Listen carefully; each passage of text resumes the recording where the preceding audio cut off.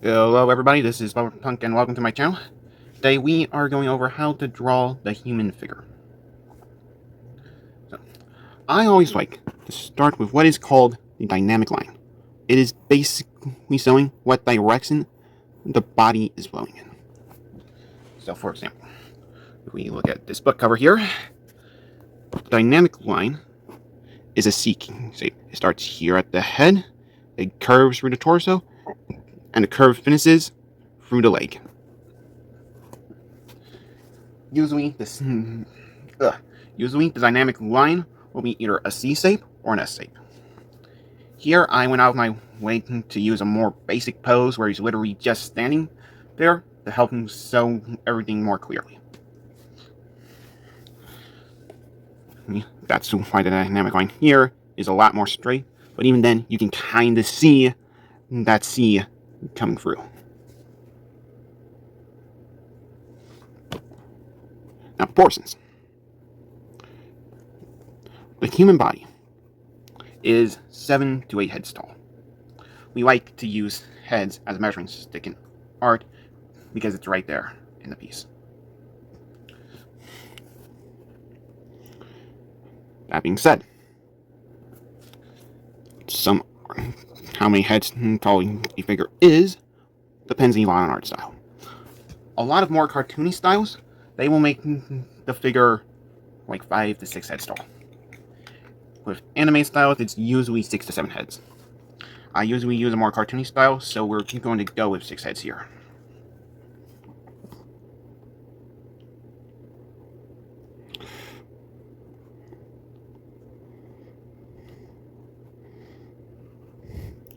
As you can see, it is pretty difficult to get it exact.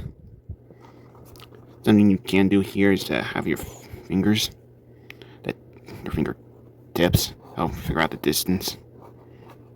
You don't necessarily have to draw the division between all the heads like I'm doing here. That is just something I like to do personally, because I've historically struggled a lot with proportions. Okay, so now we are going to erase these so we can more easily see what's going on. The eraser marks are still there. We're going to take advantage of those to help us see where everything is.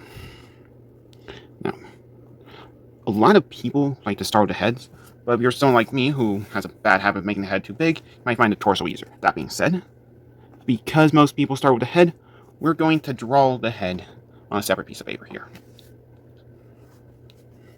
So, base of the head is a circle, and by the base of the head, the base of the skull, I really just mean the cranium. We then have this line here going down the face. We're going to use that to help us place the facial features. After that, you can draw a rectangle for the face because the face is like a sheet of paper that is glued right to the cranium. Obviously, the face is not literally a rectangle, so you can cut out the corners here. And now there's a jawline. This is also how you will vary the face shape, by varying the jawline. Now this next part, placing it can be tricky. We have a horizontal line to represent where the eyes are. That will usually be in the middle of the face. The reason I say that could be tricky is because it is very easy to put the eyes high up. This upper area here might seem pretty empty, but that is because we haven't added the hair yet. When we add the hair, that is going to fill up a lot of the area. Now, this is another one that isn't strictly necessary, but it does help. If you have trouble drawing the other eye, you can add this second line in the middle of the face to help you figure out where the top and bottom of each eye is. At the halfway point between the eyes and the chin, we will have the nose. for the nose. We draw that circle there for the base of it. It's not literally a circle of the nose, but these are just guidelines, so that's okay. And the mouth, that would be at the halfway point between the nose and chin, which is about here. Again, we draw a circle for the base. This next part is another one that's not necessary, but it helps. From the chin, we can draw these lines. They separate the cheekbones from the rest of the face. And they also tell us where the eyes will go horizontally. For the ears. Accidentally bumped to the stand there. For the ears, okay, this is another part that can just kind of help. I like to draw this line where the nose will be. And the reason I like to do that is because the ear goes from the top of the eye to the bottom of the nose. And this can actually be a good indicator to help you figure out if you have the eyes too high up, like I do here. Because if the ears are too big, that's telling you how high up the top of the eye is. It is a bit of a mess here, but you can't see what's going on. We could go into how to draw the hair and all that, but that is something for another video.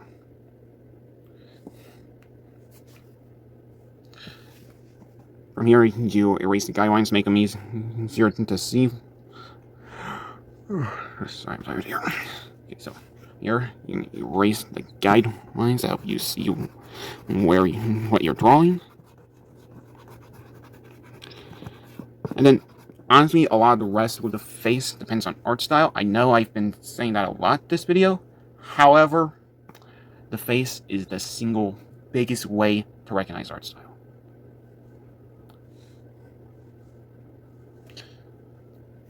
I think I will go more into that in another video, one on how to draw the face or the head. For now, that will probably work. So, back onto how to draw the human figure specifically, we're going to go with the torso. I always start with this semicircle here. That is the base of the neck.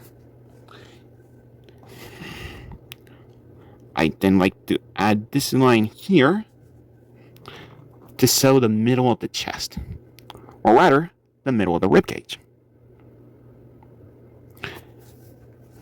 Because that's really what I am drawing when I draw the chest. So, we have that line there to sew the bottom of the ribcage, or at least the middle of the ribcage, depending on how you look at it. We have this curved line to sew the side of the rib cage. We then have another curved line that's going in towards the middle. Same basic idea here. I think to help illustrate what's going on, I'm going to have future me put an image of the rib cage to the side here during editing.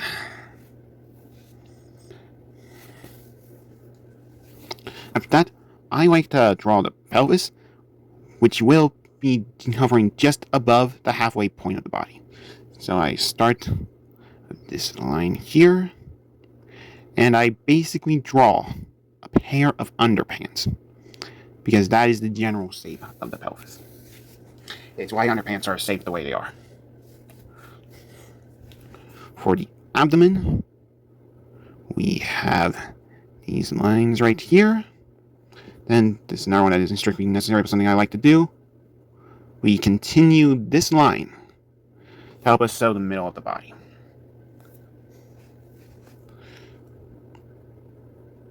Okay, just perfecting the rib cage there. Before we draw the legs, I think we're going to go ahead and draw the head, because that will make explain the proportions of the legs easier. I'm not going to go super in detail here, since I already explained how to draw the head earlier. So we're just going to draw the cranium and the paper face. Oh, that actually looks a bit small.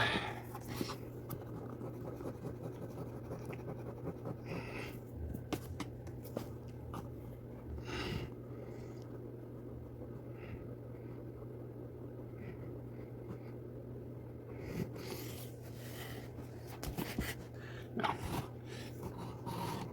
the reason we needed the head there is because the legs, the lower half of the body, is as long as the torso and head combined. And for the sake of explanation here, the pelvis is not part of the legs. That's why it's above the halfway point of the body. For the limbs, I like to draw these lines here just to help me know what direction the limb is going in.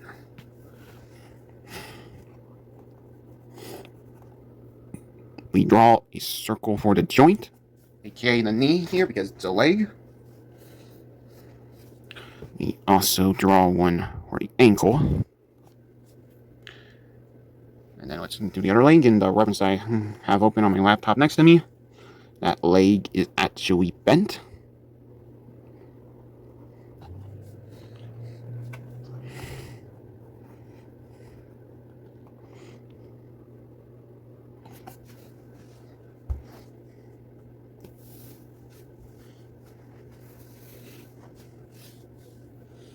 Okay. For the feet, the base, the heel is kind of like this triangle with the top broken off. And we're doing this foot first because you can actually see more of it. The base is sort of a rectangle. And then the toes can all be combined into an oval.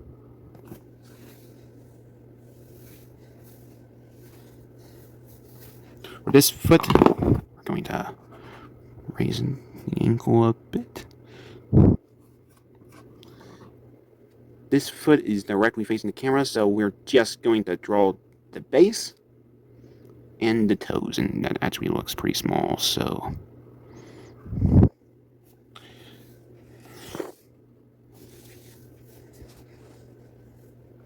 Now, this is where the legs can get a bit tricky. Some styles, especially more cartoony styles, will simplify the legs further into just tubes.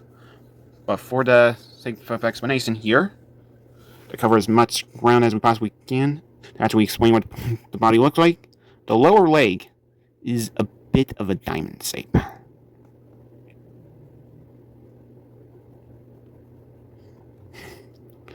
You will want to pay close attention here, because how exactly it looks will depend on the move, on the gesture and the angle.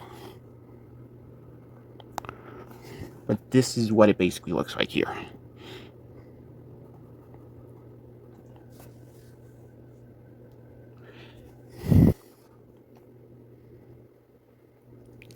As you can see here, I'm having to erase and redraw a lot. The human body is very complex, so don't feel bad if you can't get it right. Just erase and draw again. The upper leg, it is a bit more simple. It is kind of just two curved lines.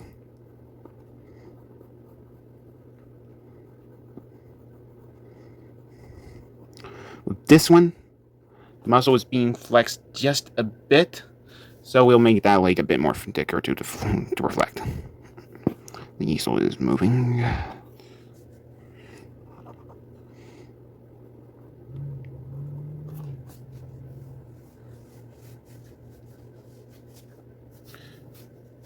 Okay, so now we'll go into the arms.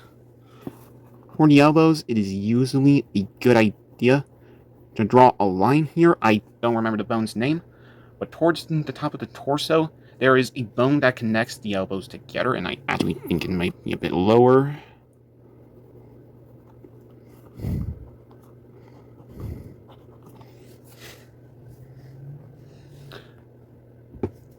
Okay.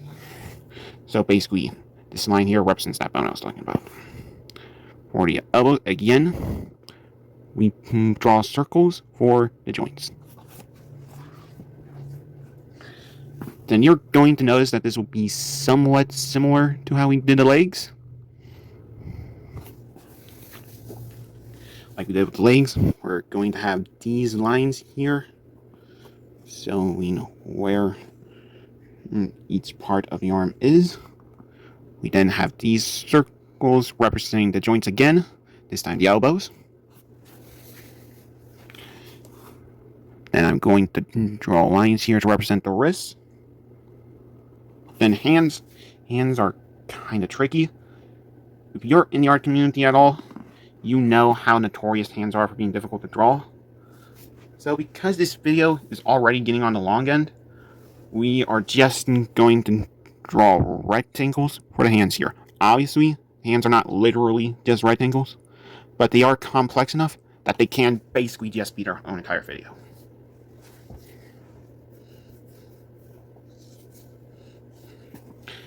Now the arms are a bit tricky.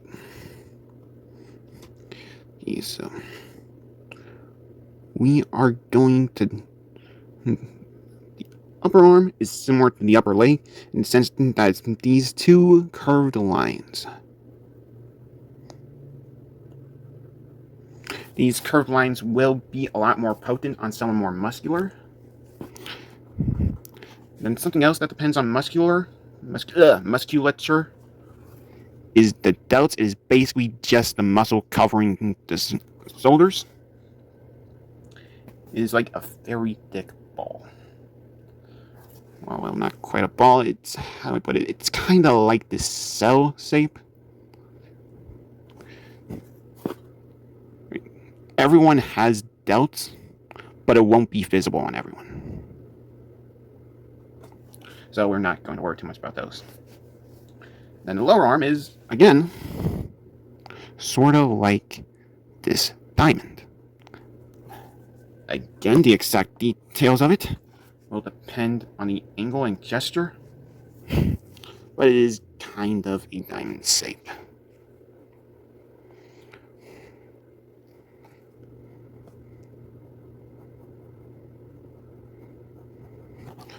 Before we move on to the neck, we're going to cover just one more thing with the hands.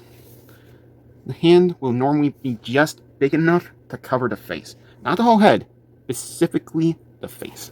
So to help that here, we're going to have the outline of the face. Okay, and we see that we can probably make both of these hands bigger. Then, like I said, the specifics of how you draw the hand is kind of its own entire video because of how difficult they are. And that's something I just noticed. For the neck, it is obviously a cylinder, but something that's not talked about as much is that the cylinder is bent.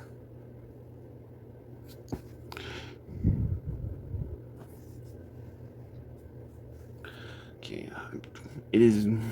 So the neck is less a traditional cylinder and more like a piece of macaroni. It does kind of depend on the specific piece of macaroni, but it is kind of like a piece of macaroni. Then because we are drawing a guy here, we're going to connect the neck to the shoulders. And okay, we can probably make this head a bit bigger, but that is pretty much how you draw the human body. I hope this helped.